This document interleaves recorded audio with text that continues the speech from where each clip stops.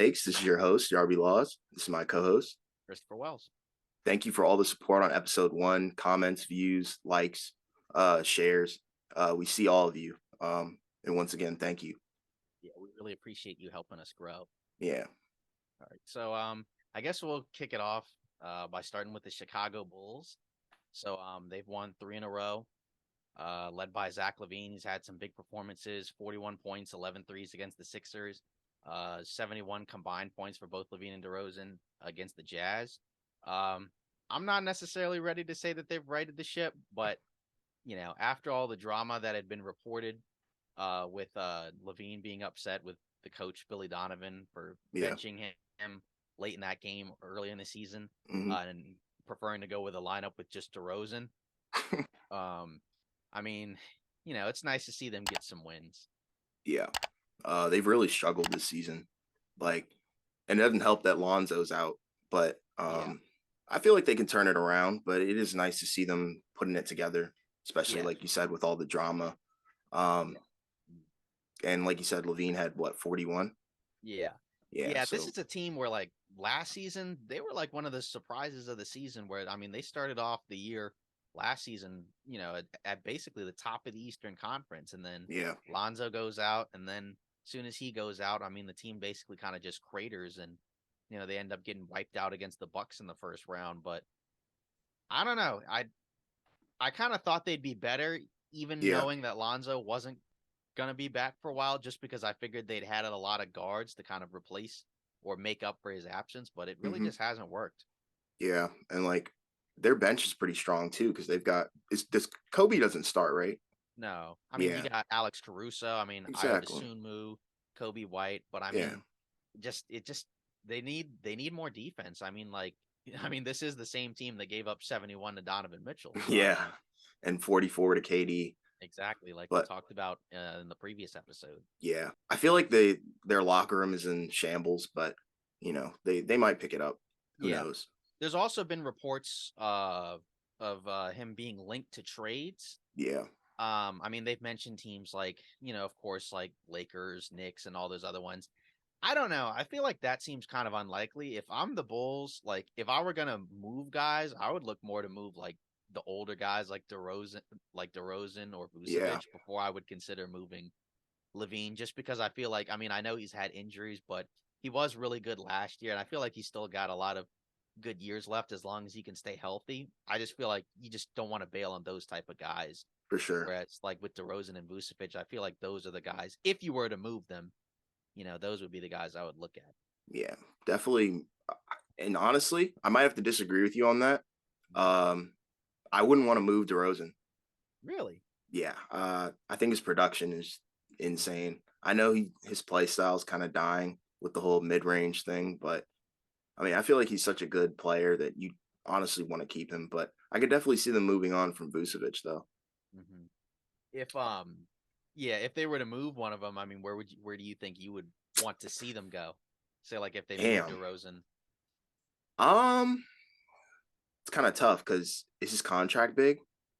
No, actually, it's around 27, 28 million a year. So it's not, he's got like one more year after this. So it's not really that much.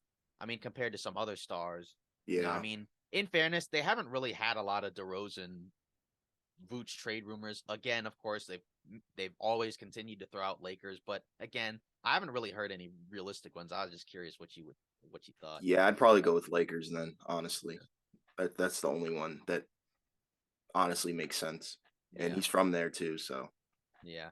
Well, speaking of the Lakers, that's kind of our next topic. So they've won 5 in a row. Just had a big win over the Kings. Back and forth game, lots of scoring, not a lot yeah, of defense. Um, LeBron, of course, 37 points. Dennis Schroeder, another huge game. Thomas Bryant, even Russ chipped in. They got a lot of guys out: AD, Lonnie Walker, Austin Reeves, yeah.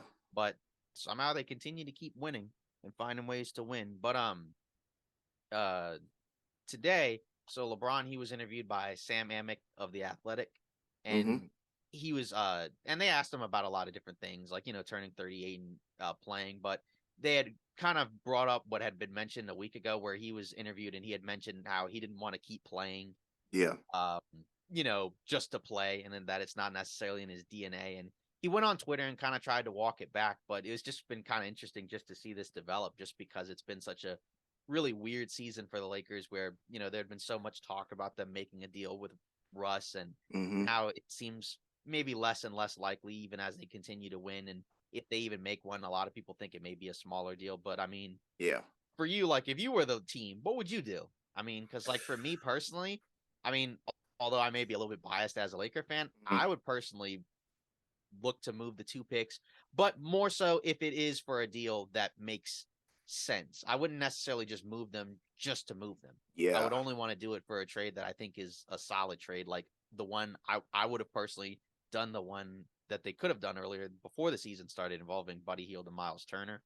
But I can understand a lot of people not necessarily wanting to move both first round picks, but Yeah. I look at it and they still will have other picks. It's just they won't be able to trade them until around draft day, Yeah. as opposed to just being able to just trade them whenever. But for you, what do you think you would probably do in that situation? Because it is kind of a tough situation to be in, Yeah. because you don't have a lot of players that teams would want, and you don't have a lot of mid-level contracts. So you almost kind of have to choose whether or not you would do a big trade with Russ or a smaller trade with like Pat Bev and Kendrick Nunn, because they don't really have a lot of guys, even though they have a ton of expiring money. I would go with the smaller trade. Because Lakers definitely need some shooters. You can't have Braun, AD, and Russ and have no shooters. You know what I'm saying? Yeah, and like they've shot better in a lot of these games, but it's still like a situation where you don't necessarily trust all of these guys to continue to shoot well from three. Like I know Dennis Schroeder, like he's not a bad shooter, but Hmm. he's had a hot streak where, I mean, like he's been shooting like over 40% like every game the last several Yeah. games, and I wouldn't trust that if I'm the Lakers. Same with like some of these other guys. Say like a Juan Toscano Anderson or Thomas Bryant. I mean, like, or even like a Max Christie. All these guys can knock down threes, but Hmm. again, you need a little bit more, especially like in the current NBA, where like you look at all these other teams. I mean, like Denver Yeah. or the Clippers, even though they've been struggling, or when you look at even the East, like Brooklyn. I mean, you just need more shooting. So I think that makes sense too. Yeah. I think they really missed with the Buddy Hield trade in the offseason. I Yeah. think that was a I missed mean, opportunity. they were reportedly right there at the 1 yard line, and then they, Yeah. I think the front office and ownership just kind of got cold feet. It's crazy. But moving on, the Nets, they played the Pelicans on Friday. And they beat them 108-102. Durant dropped an easy 33 points, 10 rebounds, and they hit a lot of their threes, and that's pretty much how they won the game. Shot better overall. Right. And it looked pretty much good for the Nets up until Sunday, where Durant kind of, or Jimmy Butler, he collided into Durant, and then Durant left the game with a knee injury. And they did squeeze by that game by the Heat. They won by Chris one O'Neal point. put back. Yeah, with a O'Neal put back. Kyrie had 29, but yeah. So Durant left with a knee injury, and it looks like he might be out for a while. We don't get the MRI till later today, but with him out, I think that's going to hurt Brooklyn a lot, especially with the momentum they've been building. Yeah, it's kind of crazy because it's like how we mentioned last episode. Brooklyn's really turned their season around. I mean, over the Yeah. last, I mean, almost 2 months, they've basically been the best team just in terms of just how many games they've been able to win, Hmm. and all that other stuff. And you do kind of wonder, like, considering how close the Eastern Conference is, this could be like a situation where hopefully the MRI comes out and he only misses like a few games. But if he has to miss like, a few weeks like he's had the last few injuries, I mean, this could get kind of dicey. Yeah.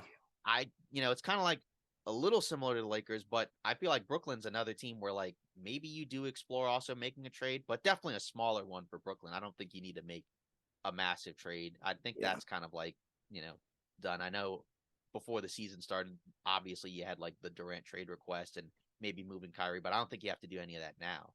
Yeah. But maybe Yeah. just to get them some help just while Durant's out. I mean, of course, obviously you can look at, like cheap 10-day contracts or Hmm. maybe the buyout market, but still, I'd kind of get them a little bit of help just to help them stay afloat. Because Yeah. obviously there's no replacing KD, but No. I mean, but I feel like if they could just as long as they keep doing what they've been doing, they'll win. Yeah. But we'll have to see. Yeah. I think it's just going to be a little rough patch for them. Yeah, I feel much better about them than I did earlier in the season. Yeah. So Yeah. moving on, we're actually going to a new segment that we've set up involving predictions, where we basically go through most of the games during the early part of the week between now and our Friday podcast, and we kind of just give like little mini thoughts as to what we think about those games going in. So we're Yeah. gonna start off with Lakers Nuggets. Mm-hmm. So personally, I know the Lakers have won 5 in a row, but I feel like Denver, they're 16-3 at home. They've been really good as of late. It feels like guys, other than Jokic, are starting to pick it up and help out. I feel like the Lakers win streak is probably going to come to an end. Yeah. Uh, I mean, it could still potentially be a competitive game, but I don't know. I just feel like the Nuggets have a lot of momentum going right now. Even with the Lakers winning, I feel like at home, Denver will probably take care of them. Yeah. I'm with you on that. I'm taking Nuggets. Jokic is pretty much unstoppable. Yeah, Although the Lakers are on the 5 streak as of today, I think yeah, the Nuggets are just so much better, yeah. well I agree. rounded, and you know, a little trend that I saw earlier in the season. I haven't watched too many of the Lakers games, but a little trend that I saw was, they tend to fall apart in the second half. Uh, Yeah, so if it's a close game, I think Denver will definitely peel off in the second. absolutely.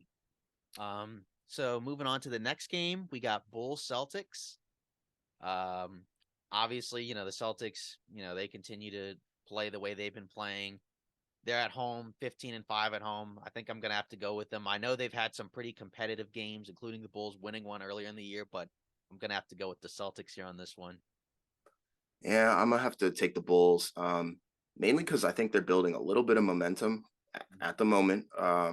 Levine looks a lot better than before, and Yeah, he's getting healthier. exactly. And then coming off the 41-point game, I think it's going to be a challenge for the Bulls though, but and potentially a huge upset. But I think they can really pull it off Mhm. because the Celtics arguably have one of the better defenses in the league. So And offense too. and offense. So and the Bulls have a terrible defense. So we'll see how that plays out. But I think the Bulls can do it. Mhm. All right, so moving on to our third game, OKC Thunder and Miami. Uh, for me, it's kind of a tough one because I mean neither team has really played that great this season. Hmm. Miami's only slightly better at home, at 11-9 at home.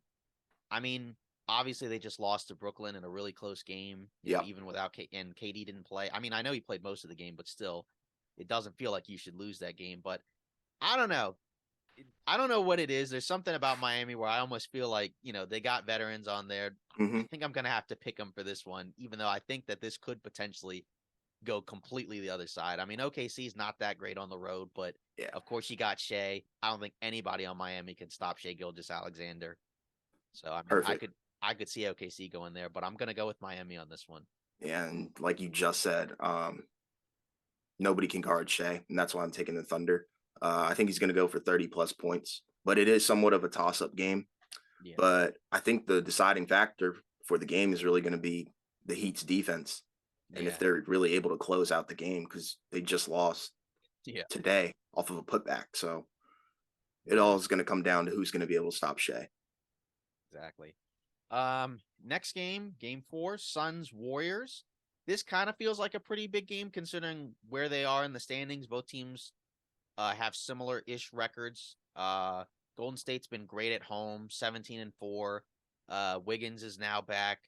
Obviously Booker's out for Phoenix, so I feel like that there should be a lot of momentum towards Golden State. I think Yeah. this is kind of where they start to kind of pick it up even more and move up more in the standings. So I'm taking Golden State in this one, and I think it may not be a close game.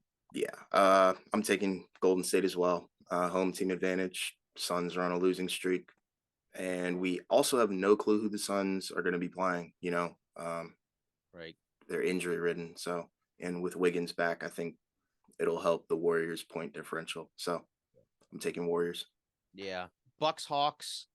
I think this is a pretty easy one to go with. I know it's in Atlanta, but it doesn't matter. I'm picking Milwaukee. Atlanta, they're not stopping Giannis. Atlanta also is kind of another team that has had a lot of issues as of late. Of course, they've mentioned issues between Trey Young and Nate McMillan.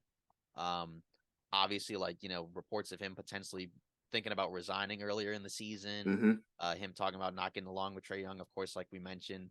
They just feel like a team where it's like, I don't really know what to make of them because I did think they'd be better going into this season, and I Yeah. know they've had a lot of injuries, but they just don't look that great to me. I mean, I don't know what I'm getting from them on any given night, and I think with the Bucks, I think that's the safer team to go with, and I just think also the Bucks are just better. Yeah, I agree 100%. Taking Bucks as well. I Yeah, think Giannis is going to have his way. Just the more dominant team, and it's yeah, pretty self-explanatory. And you hit on all the points. So, yeah. All right, this one is kind of a fun one. Knicks Pacers. Obviously the Pacers are one of the big surprise teams of the league this season. yep. Of course you got Tyrese Halliburton, trying to make his All-Star uh campaign known.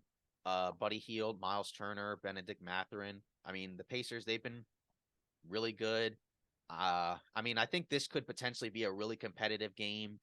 RJ Barrett, we'll see if he plays, but I don't know. I think this is one where I'm gonna go with the Pacers on this one. They've been really fun to watch. I really like the way they play.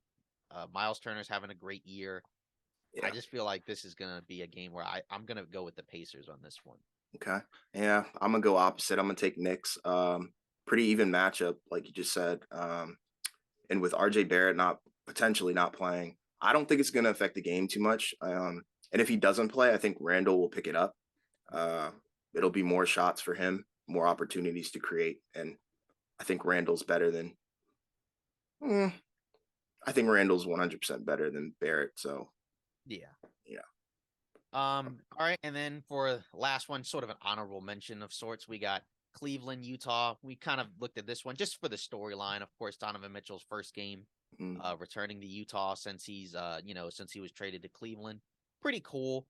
I mean, the Jazz have slipped as of late. I mean, they've gone on a pretty significant losing streak. I mean, of course, the Utah Jazz, they have these stretches where it's like, they were really good to start the season. Then it started to feel like they were falling back to earth. Then they hmm. won games again, and now it feels like they're falling back down to earth again. Cleveland, obviously, I think they're a way better team. So, I mean, I think that Cleveland's going to win this one pretty handedly. I mean, Markkinen, of course, could have a huge game, but again, I like Cleveland's defense. I love their Yeah. guards and their bigs. I mean, I think this is a pretty easy one to hit. I'm Yeah. taking Cleveland. I'm taking Cleveland as well. I think the Jazz have pretty much fallen off. Uh, and it's a big storyline. And I really just think the Cavs look way better than this Utah team. But it'll be a fun game to watch, I think. Yeah. And of course, after these predictions, now we can kind of get into the standings. Um, to be honest, I mean, not a whole lot has really changed since the last time we talked about it. The main difference has been in the Eastern Conference, of course. Boston's still number one. Brooklyn's, still at number two. Hmm. Milwaukee three. A lot of these teams are, kind of winning around the same time. So there really hasn't been but so much movement. Of course, we know, how close those top five seeds are. And then, of course, it drops off once you get to, Indiana, New York, Miami. But I mean, still, these teams are making a race. And I mean, these could easily come down to the last game. Yeah. And, not much has changed since Friday. So, Yeah, and then of course in the Western Conference, you got a more significant thing going on because you got a lot of teams right now that are losing all around the hmm. same time. I mean, of course, the Pelicans have their injuries with no Zion and Ingram. You expect them to kind of move down in the standings. I mean, Nuggets and Grizzlies at the top, they've been winning, but other than that, I mean, Sacramento, they've lost back to back. Clippers have gone on a 5-game losing streak, after kind of picking it up in the standings. Hmm. Warriors lost back to back at home. Of course, you had that buzzer beater loss with Sadiq Bey against them, and then of course the blowout loss to Orlando. And then you got Phoenix, who's lost 6 in a row. They're 8. Minnesota kind of hanging around that play-in spot at ninth, winning 4 in a row. Then of course you got the Blazers, Yep. then the Lakers sitting there right at 11. So I mean that play-in spot, this could get really interesting because I mean teams like Phoenix, we'll see what happens with Golden State, but teams like Hmm. Phoenix, Minnesota, Portland, I mean, these are kind of teams where like some of these teams I thought would be a little bit better. Even the Clippers, I thought they would be better. I mean, of course, you don't know what you're going to get with Paul George and Kawhi, but it's just kind of been interesting to see these standings just the way that they are, because this is not what I would have expected going into the season. Yeah, it's been a surprise and it's been really entertaining too. Can't leave that out. Yeah, of course. I mean, it's kind of like how we, talked about in the previous episode. I mean, this is probably one of the most interesting, exciting, if not the most exciting, interesting season we've had. Yeah. So I mean, Um, it's yeah, just been really fun. yeah.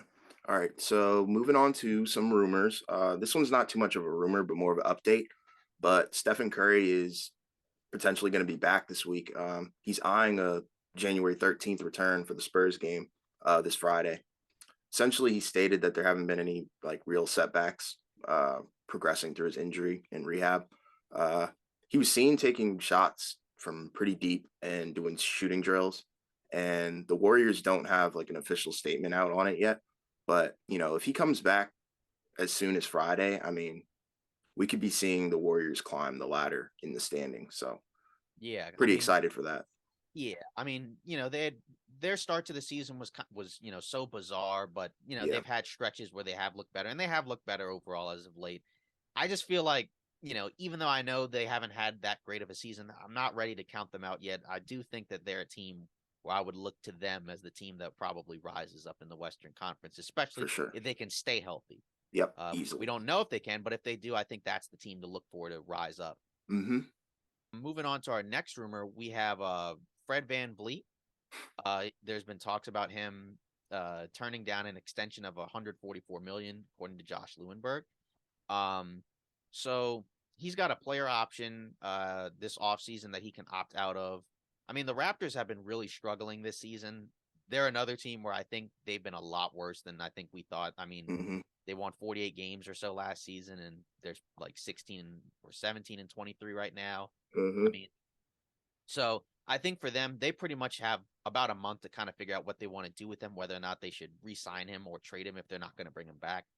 I mean, Toronto's kind of weird because I just can't really figure out what direction they're going in. They got guys like, that have been there for a while, like Van Vliet and Siakam. Mm-hmm. But then they have other guys like, Scotty Barnes, or OG Ananobi, some of these younger guys where it's like I'm kind of curious whether or not they want to, be a contender like a playoff team, or if they kind of want to go into rebuild mode.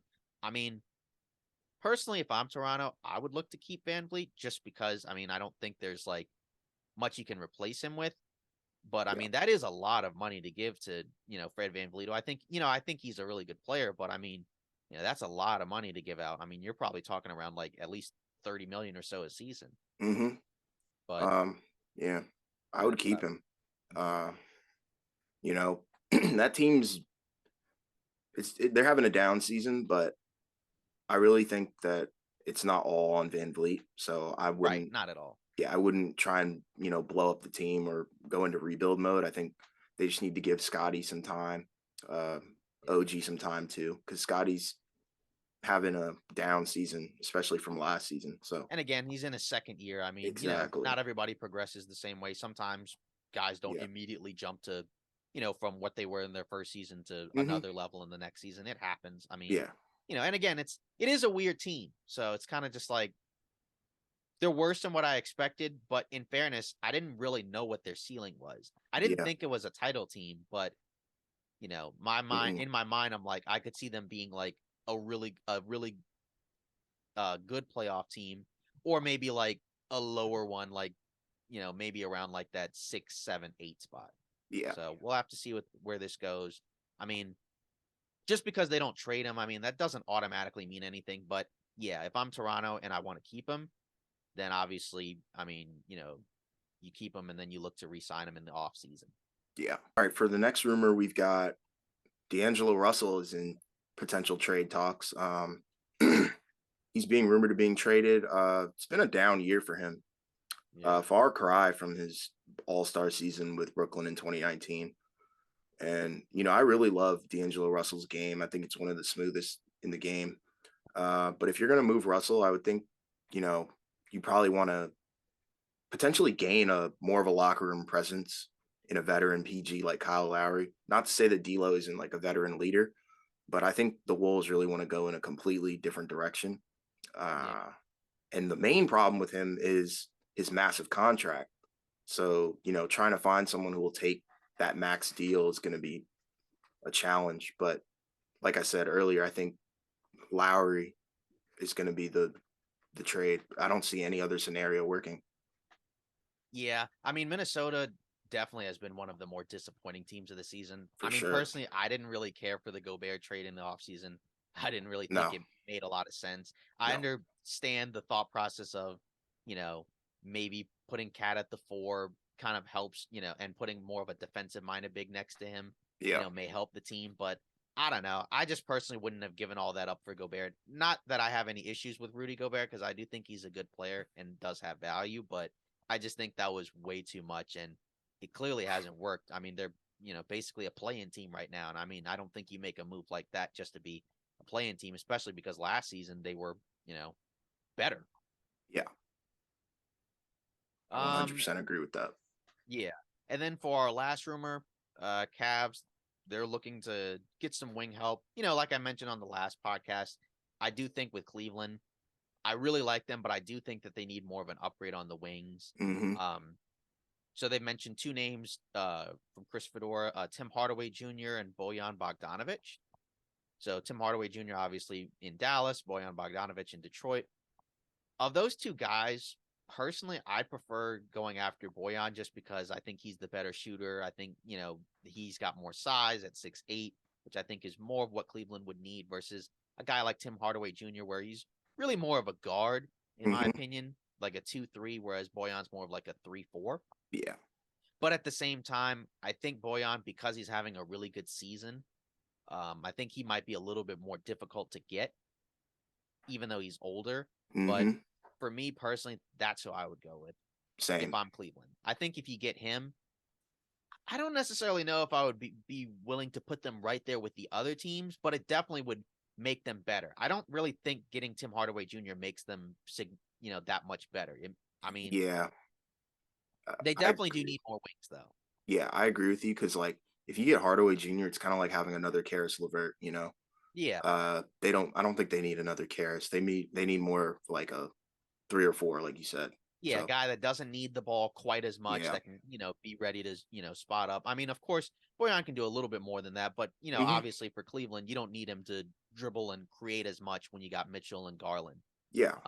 So personally, that's what I would do. Same. I'd imagine Levert would be the guy in the deal if it's Cleveland. I mean, of Yeah. course, there had been rumors that uh, they're looking to get like a pick and maybe also another young player for Boyan, not just picks. Hmm. But I'd imagine like maybe Levert and then I don't know if I'm ready to give up on a core yet. So maybe more like a Jetty Osman, but he's also been good for them too. So I don't Yeah. know. But I think if I had to choose between the two, I would definitely go for Boyan. All right. So we don't really have a story time segment for today. So that's pretty much it for today's episode of Off Ball Takes. So, once again, thanks for all the support that you guys have given us so far. Don't Yeah. forget to like, comment, and subscribe. Thanks for listening. Have a good rest of your week, and we'll see you on Friday for another episode.